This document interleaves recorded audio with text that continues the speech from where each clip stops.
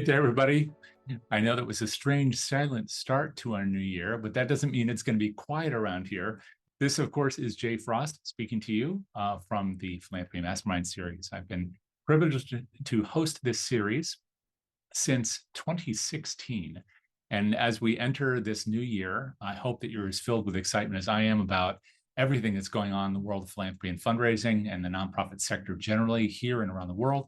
And I'm going to be bringing to you a whole host of exciting people who are leaders in the field. And we start to kick that off today with a conversation with Hardy Smith, who you can probably see there in the corner in just a moment. But I also want to welcome you and thank you for taking time to hang out here as we have these conversations. There is going to be quite a few of them this year.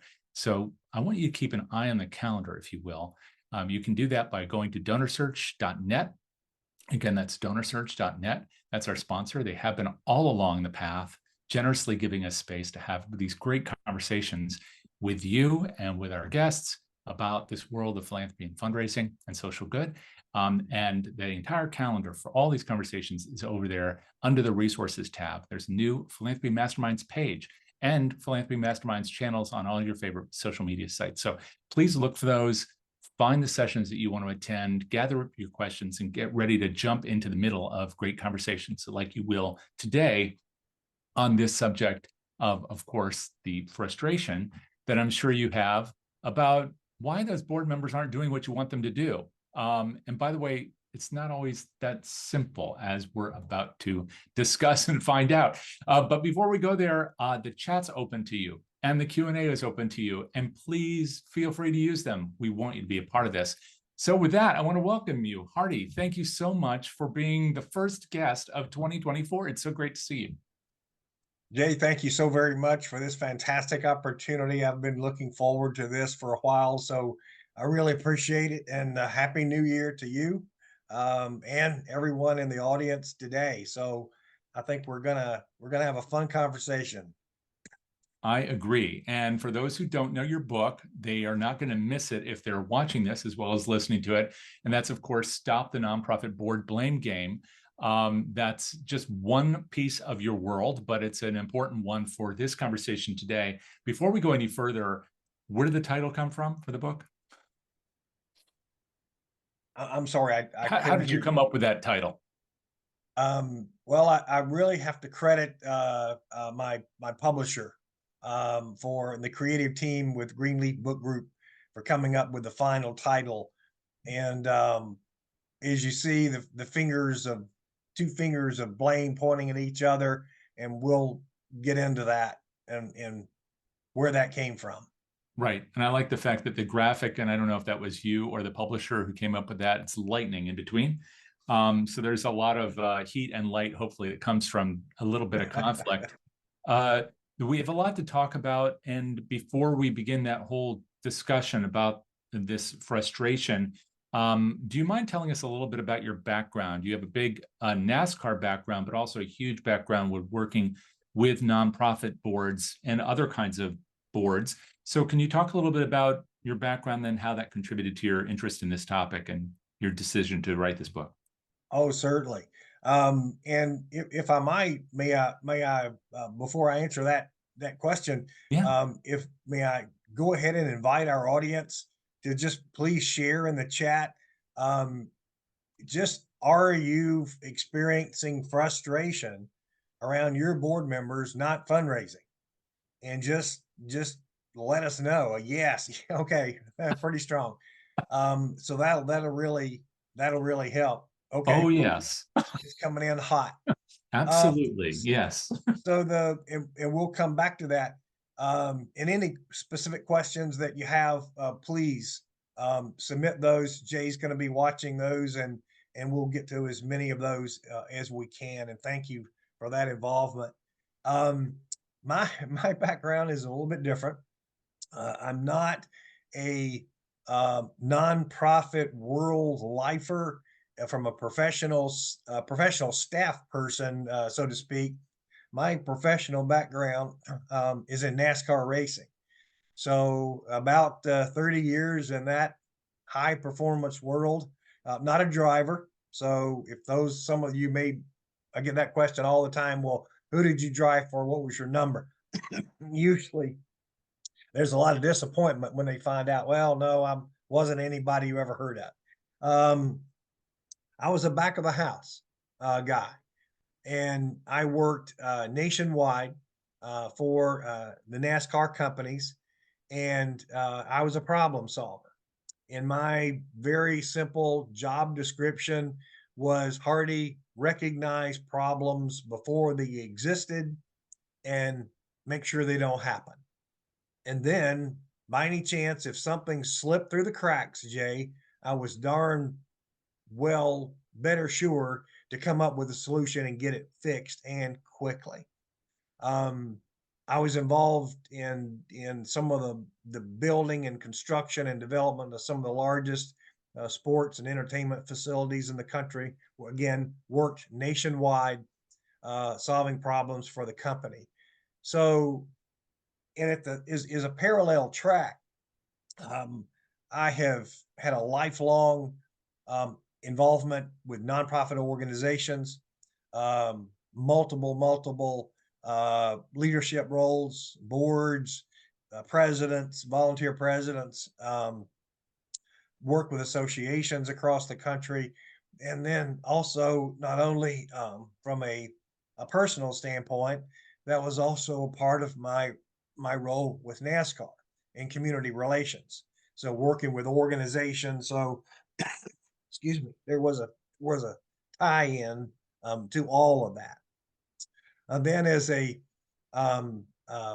after leaving the NASCAR world, starting my own consulting business, professional speaking business, work focusing on nonprofits.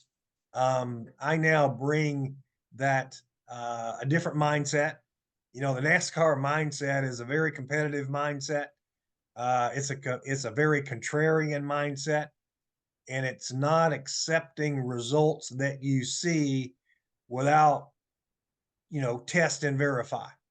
And so, even every week when that winning team pulls into victory lane, as soon as they get the car back to the shop, they're going to tear that car down. They want to know why they won so they can replicate it the next week, right?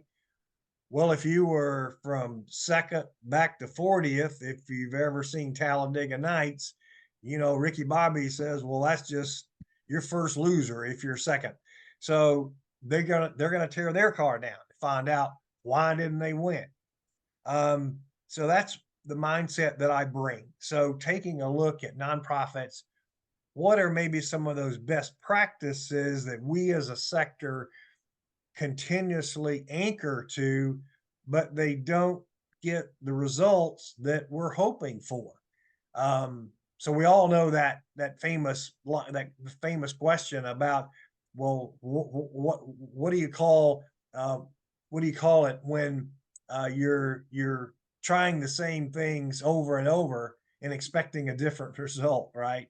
So I see a whole lot of that in the world of nonprofits, and that ultimately led me to pursue the quest that I've been on to find an answer to why don't board members do what they're supposed to do. And it's been a very interesting journey along the way, and I think I've found some answers.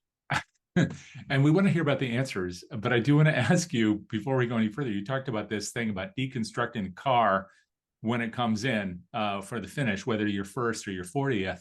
And I'm wondering, are you applying that mindset as well to this problem? So that, in other words, even if you found a solution that works, and we want to hear some solutions that do, because everybody has this problem, do you need to constantly revisit what those solutions are so that they work for your individual board and those individual board relationships? Absolutely. And, we all go to conferences and conventions. We all listen to speakers and trainers and of people like me. And they've all got the latest, greatest. Here's a way to do it. Mm-hmm. And you come back home and you start trying to implement that. And you also look across the sector over the last decade or so, and here are the best practices. Well, my suggestion is, okay, if they work for you, great. But if they're not working for you, is it possibly time that you need to rethink your approach to your board relationships? And I'll be sharing some specifics on that. Um, but at the same time, I also suggest every organization is unique. Mhm. Every board setting is unique, and we know that there are different stages in the development, the evolution of boards. There are different sizes of organizations where board expectations can, from a small local startup nonprofit where it's hands-on, everyone is doing everything, much different than the net, maybe perhaps the large nationally based nonprofit organization that's got budgets into the tens, hundreds of millions of dollars. We know all of that. So I think it's important to keep things into perspective, and even me, take what I suggest with a grain of salt, test it out, make sure it works. I'm confident you're going to get some results, but I think it's important to do that. I know that we also, as you just suggested, we have a lot of comments here when you just asked everybody, do you have a frustration? And a couple of people talked about what kinds of frustrations they have. I think that would be helpful to hear more about too. Do you agree? Absolutely. So if there's some specifics on particulars of just what exactly is driving your frustration with your board. And I know our topic today is around fundraising, but um, I'm understanding that there's a little bit of latitude um, in some of maybe some different frustrations. That's right, and we can tackle all those things. So I guess probably first we need to talk a little bit about the frustration itself, and then we can dig into some of these things you all are listing here. So please keep them coming. This is really great. Thank you everybody for those. I know that one of the things we talked about before we began today is you know what responsibility do maybe the nonprofits themselves have for the frustration? So can you talk about that a little bit, and how the perspective of the board members and the nonprofit staff and leadership and so forth, maybe a little bit, I don't know, not out of sync? That's a great question, Jay. Thank you. I think it's important. And again, for our audience, I'm here to help you. I'm not here to beat up on you. But in relationships, anyone that's been involved in a personal or business relationship knows uh, it's a two-way street. Um, but your responsibility is what can you do to help the relationship, strengthen the relationship? So let me kind of go to that point for just a little bit. Mhm. Just give yourself a pause and to reevaluate. Ask yourself, are you doing everything that you can do to have a better, stronger relationship with your board members? Um, and I can almost feel like, well, yeah, sure I am. It's their fault, right? Well, remember, there's two fingers in the blame game. But what can you do? And I'm gonna, just jumping ahead a little bit. For example, one of the top reasons that good board members have shared with me in my research, have Jay, that they've shared with me is the number one reason they turn off. I'm talking about the good ones. They turn off is poor communication. I'm not talking about frequency.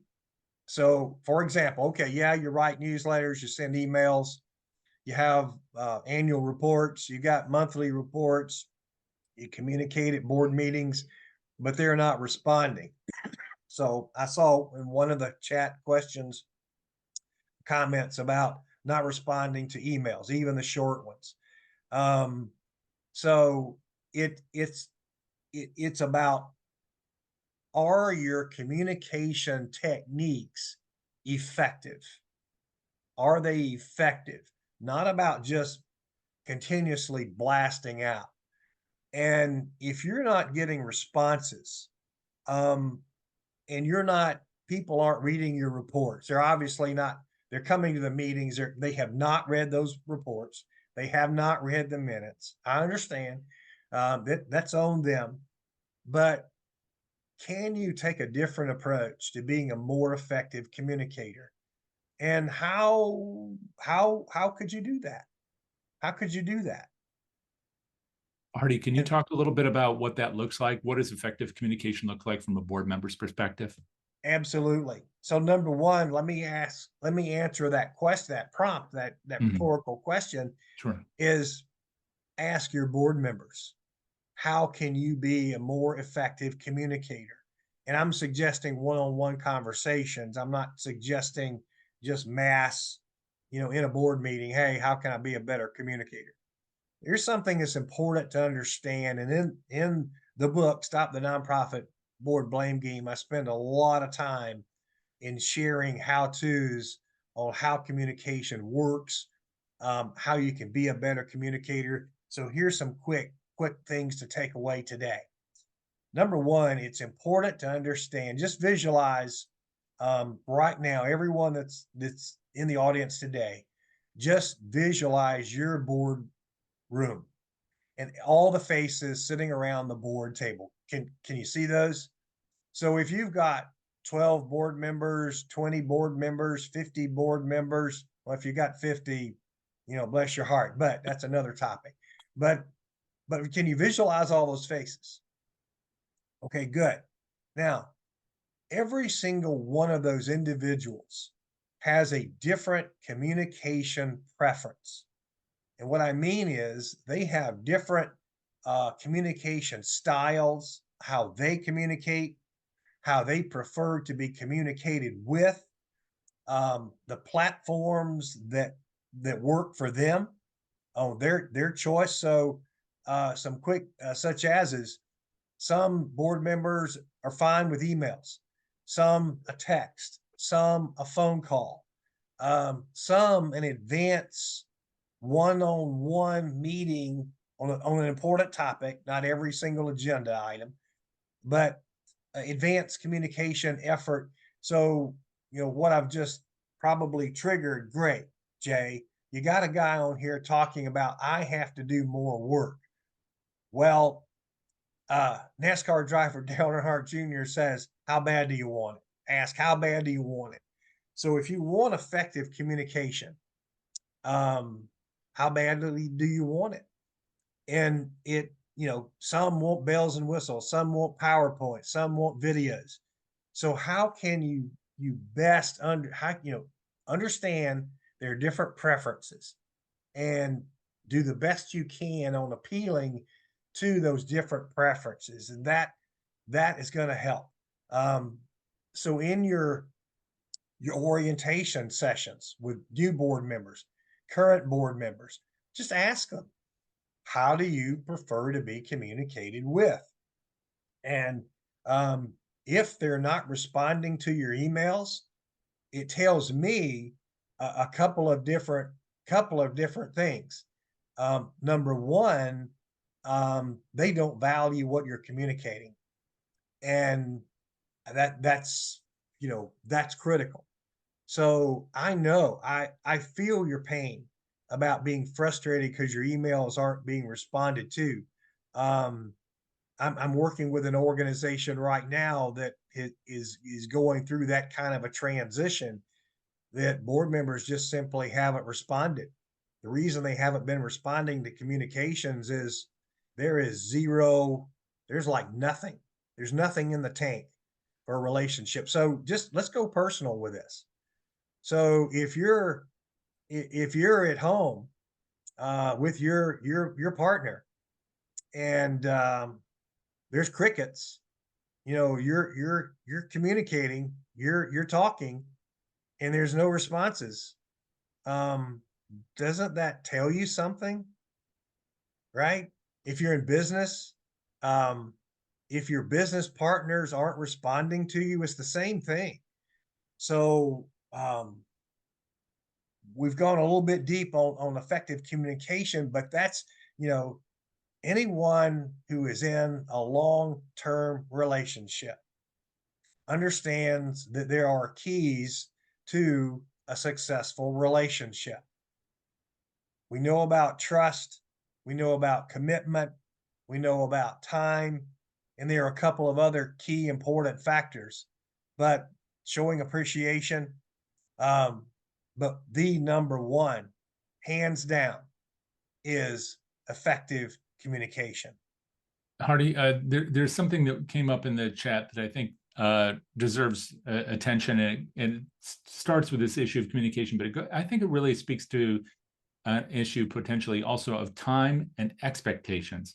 The Sure. expectation board members might have of staff, also the expectations that staff might reasonably have of board members. And it's Scott's point that it's frustrating and unreasonable on board members to communicate via text, not respecting time boundaries, like after business hours, and text messages also, and this is something that board members may not know, of course, that being very hard to upload into donor databases to capture communications and then be able to follow up on them. So I know this gets a little granular here with Scott's comment, but I think that what he speaks to is both an issue of the limited we have of time at the staff level and resources that we might have, the inflexibility of our resources, but also the need to get board members to do whatever it is that we think they need to be doing and what maybe they want to be doing. So how do you balance some of that so that it can be appropriate, and also maybe break down those unreasonable expectations that maybe board members and staff have of one another? One of the key mistakes that my work and feedback from board members has shown me, that we don't get clarity on expectations. Um, and quite often, we as an organization have unrealistic expectations. Um, I was working with the Florida Association of Chamber Professionals and doing a session on board engagement. So I did a pre-conference survey. What's your number one issue? And it was kind of interesting. Um, well, our board members aren't coming to after hour socials. They're not coming to ribbon cuttings. They're not coming to, and it was just like this long list. And so I said, okay, I see a big trend here. Totally happy with board member attendance at board meetings, major fundraisers, you know, those kind of things. So I said, folks, um, when your board members sign up, in this case, it was Chamber of Commerce professionals, but I wouldn't this apply to everyone in the nonprofit sector? Do you think realistically they're signing up to be 24-hour a day board members for your particular organization? And the reality is, not very many of them are that quite that dedicated. So, what are the expectations? And my suggestion is that if you consider your board and board members as high value assets, and how can you best utilize your high value asset that the board members represent, and what are the things that you need for them to be focused on the most? So if it's strategic visioning, if it's fundraising, you know, what are the most important things?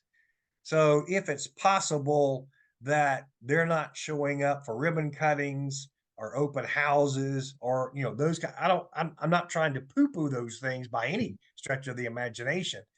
Is it possible then being frustrated because 100% of your board members aren't showing up for all those things, that maybe there's a rotating schedule, designated board members have, Okay, Jay, you're the designated board member this month for showing up at whatever we need for extracurricular activities we need for you to represent the board on.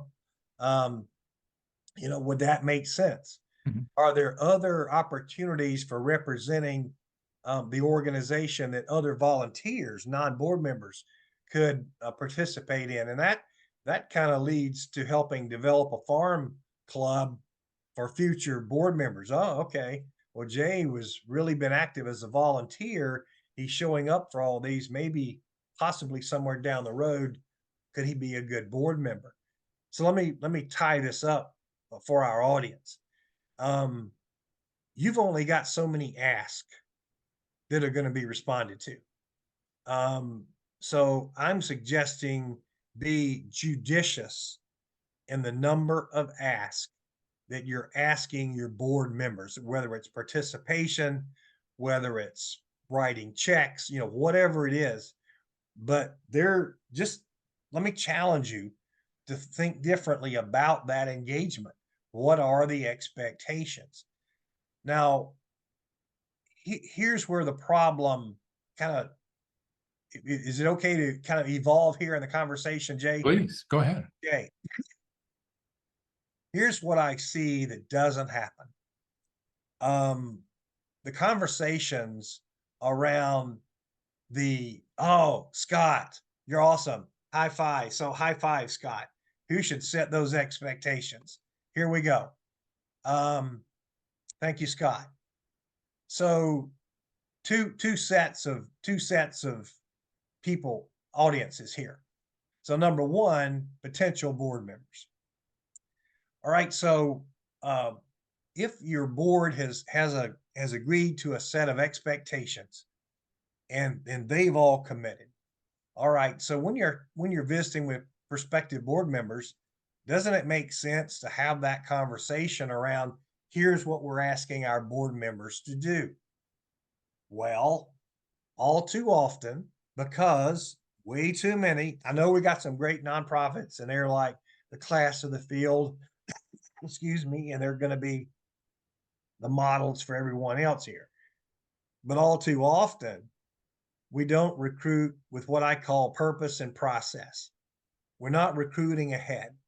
We don't have a list of prospects in our pool that we want to have active, ongoing conversations with as board candidates. So because we aren't intentional, we're pushing off filling board vacancies that we know are coming up. The annual meeting is in January. The last board meeting prior to January was in November. And what's the typical conversation? Well, we've got 2 vacant board seats that we need to fill in January. Does anybody know anybody? Well, it's going downhill at that point. So that hasn't allowed for any conversation and getting clarity. So when you're having this clarity, allow yourself time to have these critical conversations with your prospects.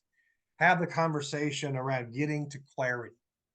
And so there's this list of major expectations. You communicate that list. You make sure they're paying attention to what's being communicated, and then you stop talking. You let them ask questions, and so the outcome that you're trying to get to here is not just a one way. Here's what we want you to do, but you want a two-way conversation initiated so that they're able to ask questions about expectations. You're able to ultimately get acceptance of a willingness to do whatever it is, whether it's fundraising or whatever it is. And here's a critical mistake that all too often we make. We're not listening to the board prospect, Jay. We're focused on getting that slot filled, because if Jay turns us down, I've still got that slot to fill. So, if we quite often, oh, well, wow, I really said a lot. We have a lot of expectations, but uh, really, we just want you to do the best you can. Yeah, we have a lot of board meetings, but just show up when you can. Well, what are you doing? You are setting yourself up for failure, right? You are opening the door to a big can of frustration getting opened up. And you're trying to push someone, you've minimized the expectations. And someone might share, well, I'm going back to school. My spouse is well, we're expecting another child. Someone in the family's been sick. I've got a job change coming up. Life. And we push off they're not objections, they're telling you why they're not a good candidate for serving on your board right now. But again, what are we focused on, Jay? We're focused on filling Filling the those seat slots. slots. So we push a no into a yes. And now all of a sudden they're on okay. I'm going to say yes so Hardy will stop talking, Pete's sake.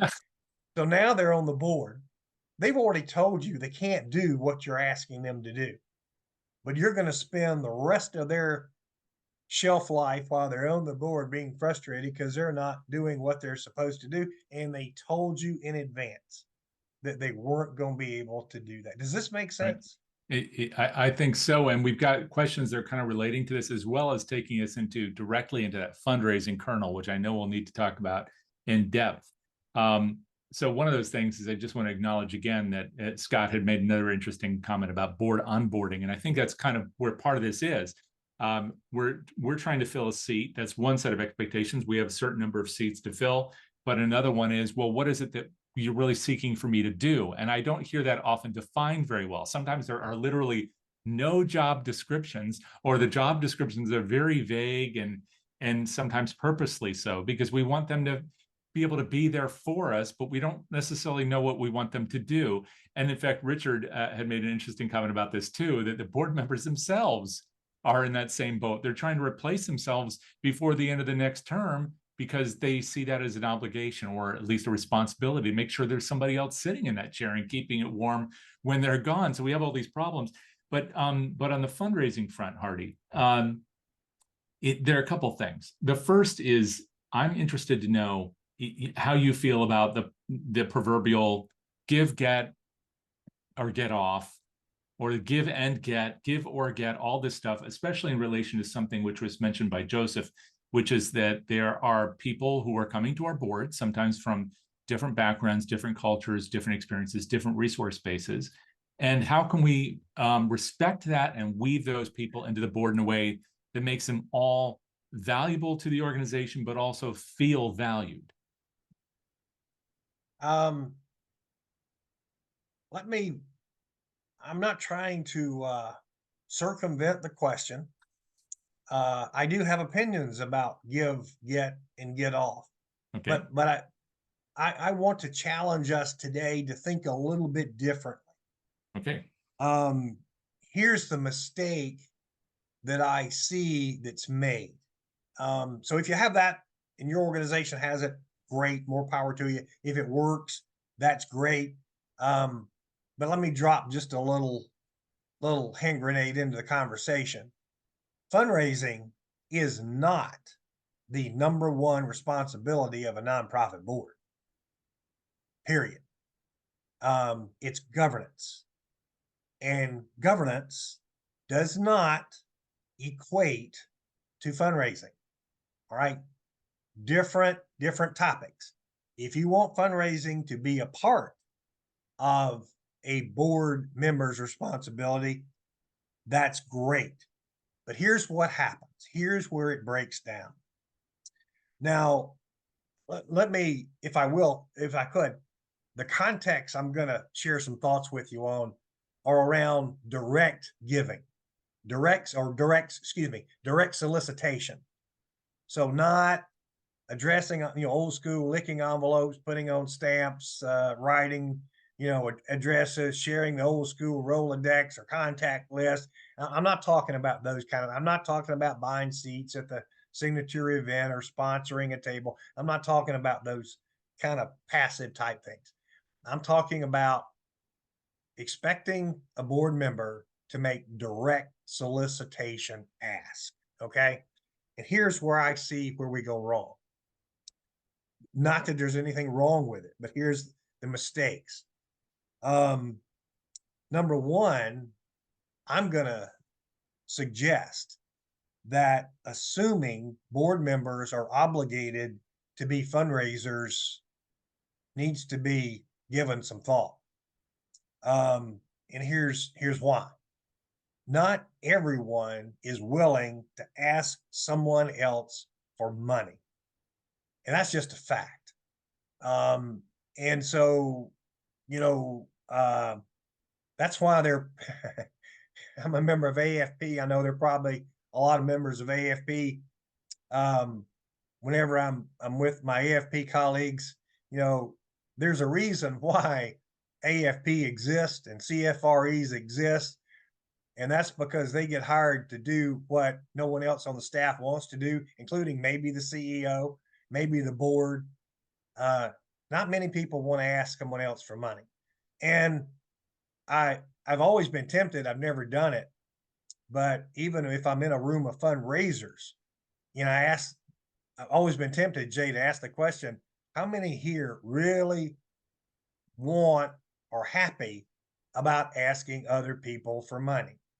I'm not talking about sending emails. I'm not, doing newsletters. I'm not talking. And I'm gonna think not many will. That's just kind of a fact of life. So not recognizing that everyone is willing to ask someone else for money is important. That ties back into the conversation earlier about getting clarity, not getting clarity and acceptance on expectations, specifically fundraising expectations. Now, if we have the clarity around, well, we have a give, get, or get off policy, the incoming board member understands that, accepts that, then okay, then you follow up on that. What also happens is that board members have shared with me is when there's, for example, there is that direct fundraising expectation, that when that's not being met, those good board members who are meeting it, they get turned off. So are you willing to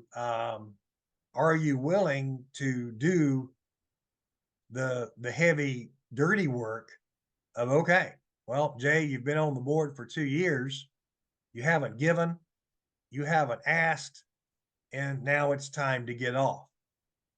Well, when it comes to dismissing board members, I know there's a theory and concept about all that. The reality is, if you're in a local nonprofit, how real is that? So it's kind of tough. They're all colleagues. They're all probably professional colleagues. They bank with each other. They teach each other's kids. They coach each other's soccer teams. They buy cars from each other, insurance from each other, real estate from each other. So are they really going to fire a board member? And who's going to have that conversation? And it's not going to be good if the expectation is the executive director is supposed to have the conversation. That's not going to be good. It's got to be that board chair. Well, do you have a board chair that's willing to have those tough conversations and follow up on, do the nudges, do the little dings? Well, Hardy, it's time for you to write that check or get one or whatever, or else. So I think the concept is okay as long as you set it up with getting clarity on expectations, and then have the enforcement mechanism ready.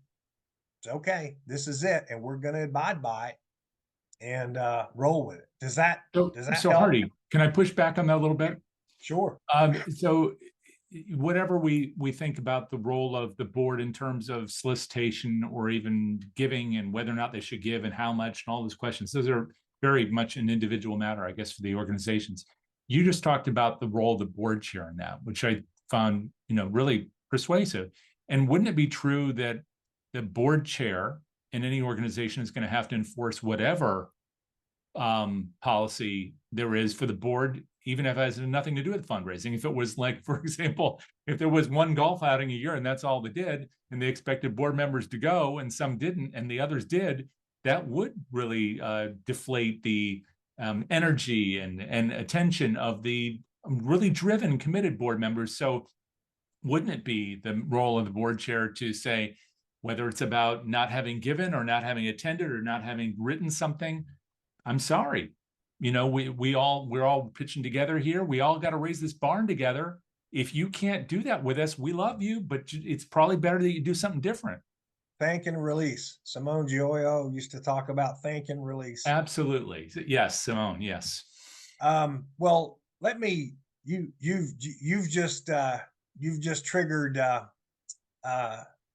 I think an impulse for me to share. There's some important research data that's out there that we as a sector need to take to heart. Board Source and others have, I like the Board Source. I followed their leading with intent research. I followed that for years. There's a consistent finding around board knowledge of roles and responsibilities. And there's kind of an average C minus, maybe C plus on a good day. That board members just don't know what they're supposed to do. And every time I see that, Jay, I'm thinking, well, duh. Who is it that is supposed to provide that knowledge? So this gets kind of that look in the mirror kind of a thing. So if your board members don't know what they're supposed to be doing, doesn't that fall back on staff to make sure effective orientations, good recruitment process, continuous training as far as roles and responsibilities. Now, here's something else, another very significant piece of research. Apparently, there is a very high percentage of incoming board chairs who have not had any previous training or experience to take on the role they're about to take on. Now, let that sink in. So that means they could have been chair-elect, they could have been on the board, but they weren't getting any advanced training to help them be a successful board chair, including the kind of training that it takes to get those board members off and moving and playing in that golf tournament. But even more so, think about this. Ideally, especially on a local level, who are we looking for board members? It's probably the top community leaders, the top business leaders in a local community, right? Just because they're successful and making lots of money and hiring lots of people, selling a bunch of stuff, that doesn't mean they know how to effectively lead a nonprofit board of volunteers. Doesn't mean they know how to do that. And I'm going to suggest even something else. Just because Jay's our next chair, he's going to be good because he's been the chair of 10 other local nonprofits. Well, was he any good at it? Right? Just because he was the chair, was he any good at it? And does he have the skill set necessary for group meeting facilitation, all those kind of things? So what does your board chair need to